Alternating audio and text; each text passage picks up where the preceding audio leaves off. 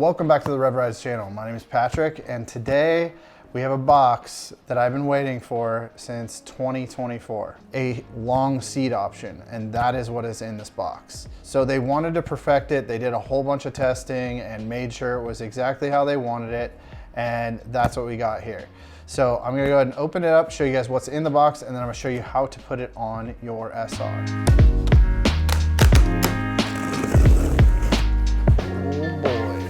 So it looks like we have a huge diagram here. So I'm gonna take everything out of the box and then I'll show you everything on the table.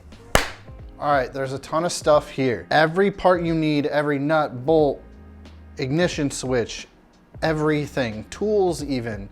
And the tools are even branded eRide Pro. That's pretty killer. Seems like it's actually really nice. So you got a bunch of Allens, you got a little screwdriver slash nut driver T-handle built in. That's pretty cool. A 10 millimeter, just honestly something everybody needs. We got screw bits, Torx bits, and Allens and some flatheads and your wrenches. So let's start over here. You have your mud guard. All of your bolts, I'm not gonna go through every single bolt we have. We have our new ignition cover plate with the ignition electronics, along with our ignition switch, which is brand new. And then you have your battery door cover, your subframe upper cover, under tray for underneath your subframe, your rear fender, your subframe itself, and then your seat. Now, a bunch of you are probably wondering, can I get a seat cover for this? We're working on that right now.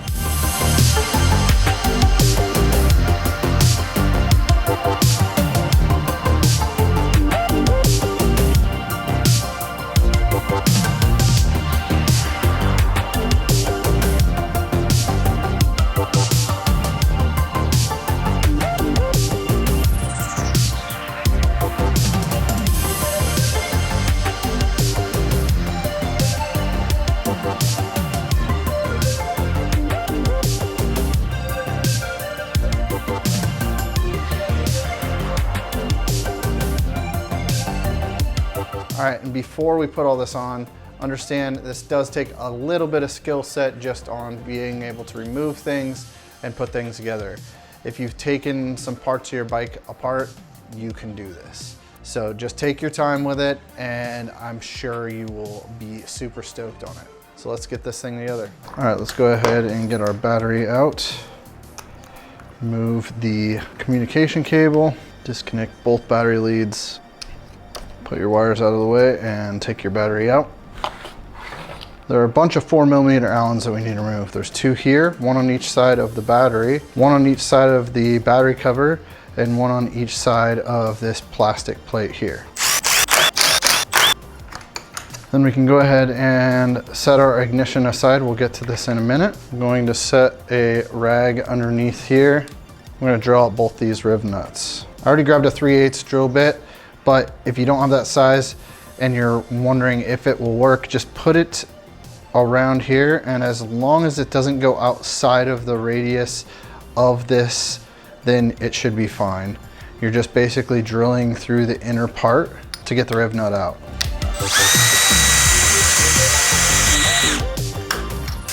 Bend it out, and you don't want to go too far because you'll get into the aluminum. You can see mine just barely rubbed the edge. That's perfectly fine.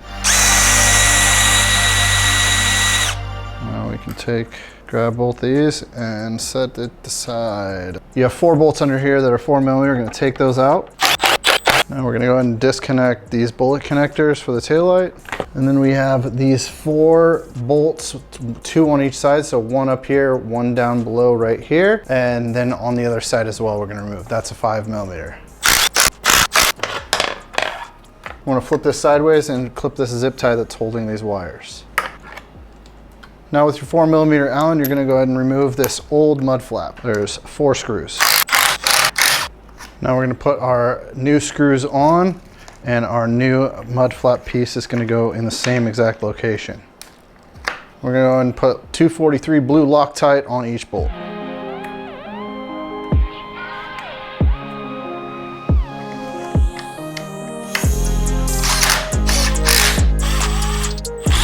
Now we're gonna put our subframe on. We're gonna go ahead and put our blue Loctite on our subframe bolts. You're gonna torque these to 25 Newton meters.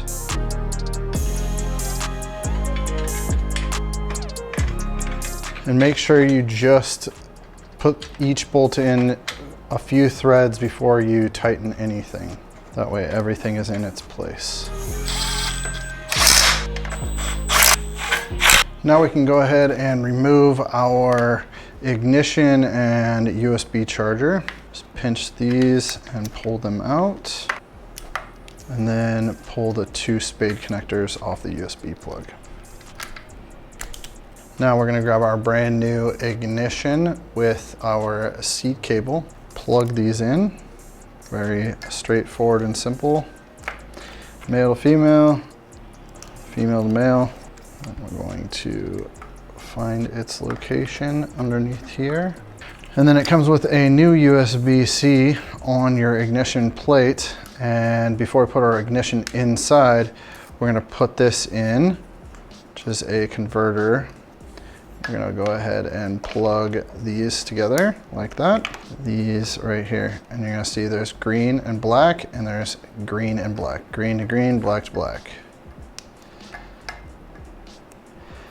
And then REV says just find a good spot for it in here. We'll set this off to the side for the moment and get our ignition installed. Now you're gonna use these 2 ignition long seat cover plate screws. I'm gonna Loctite these as well. All right, now we're gonna go ahead and get our ignition where it needs to go. Get one in place and thread it in. And get the second one in place and thread that in. Nice and snug. Now there is a cover on this side here. It looks just like the one on this side. I'm gonna go ahead and take the 3 screws out and run our cable through. Put our key in the ignition out of the way. And these are 3mm. And we don't need to take the bottom one out because there's already a notch. They were already thinking ahead, as you can see here, and there's a notch right here. So we're just gonna go ahead and tuck that underneath there. So it spits out right on that little gap. We're gonna put our screws back in place.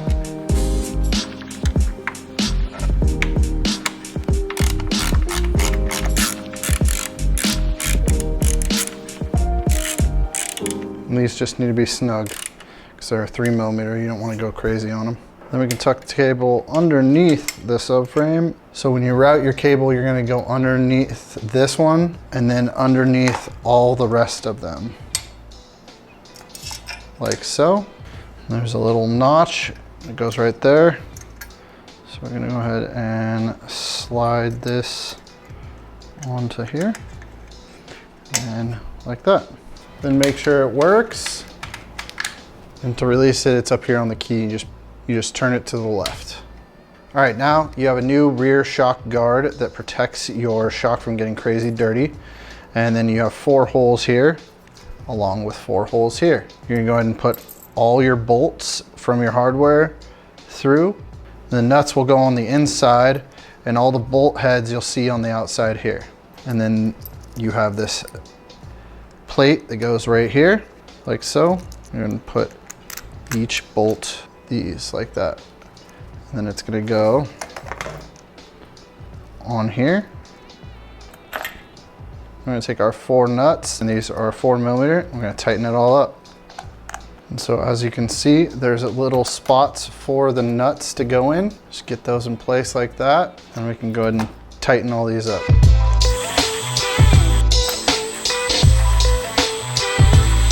Now we can slide it underneath like so. Get that in place, and then we'll go ahead and take our tail light.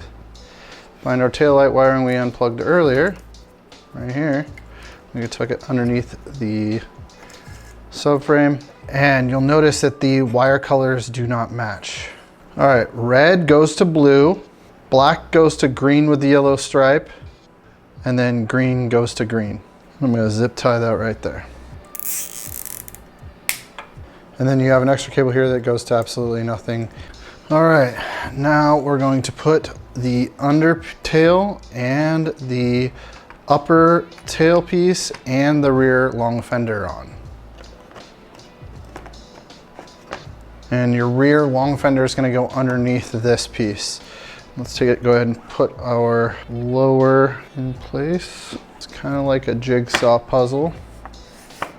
Once your first ones go in, it makes it a lot easier. Now, just to know, there are 2 Torx bolts, and you're going to use the longest ones right here. This is a T25. And I'm just going to get the bolts started. Now we'll put our nuts in the long tail and do the other Torx T25 and the other one on this side. Next up, we have these pieces, which fit nice and neatly underneath the tail piece to make these flush. These I'm going to use Loctite on because these don't have a locking nut in them. The wide ones will go in the back. I'm gonna fit this so this little edge slides into the plastics. This is a 4mm. Then it comes with these 2 button head style that I'll put here. I'm gonna go ahead and just snug these up. The Torx underneath. All right, and then you have these bolts with these nuts that retain the plastics. So on the other side, on the very bottom, they're gonna go up underneath this way. So underneath here, but it's gonna go up like that. And we're gonna go ahead and do some Loctite. I'm just gonna put the Loctite in these threads because this is where it counts.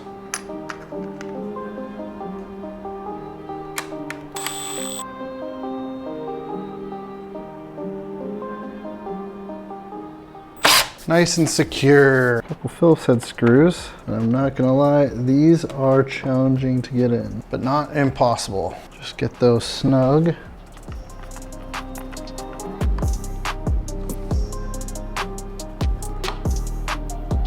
Nice and snug. That's not going anywhere. All right, went ahead and put the battery in. I'm gonna go ahead and slide our ignition cover on. Slide that on. Go ahead and put some Loctite on these. I already have the second one. Just get it snug. And then you have 2 bolts and 2 spacers. They're gonna go right where the battery lid used to go.